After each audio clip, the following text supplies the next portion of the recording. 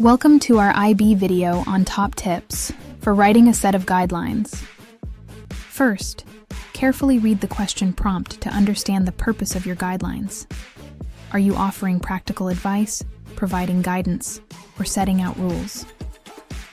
Understanding the purpose will ensure that your guidelines are relevant, clear, and effective in achieving their intended goals. Next, consider your audience. Who will be reading these guidelines? Your language should be clear, concise, and appropriate for the people who need guidance, as they could range from someone with little knowledge of the subject to someone who may be more experienced. You should remember your aim is for your reader to follow and apply your guidelines to their circumstances. So keep the language simple and adopt a straightforward style. The tone is instructional and informative, focusing on providing factual information and guidance rather than persuasion or entertainment.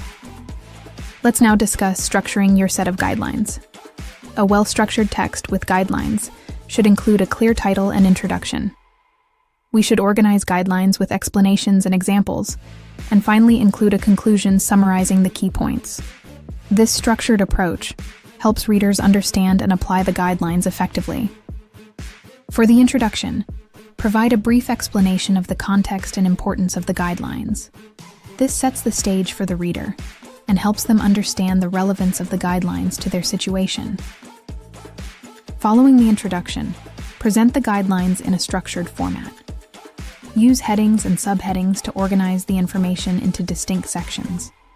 Each guideline should be clearly numbered or bulleted, with a brief explanation and, where necessary, include examples to illustrate how it can be applied.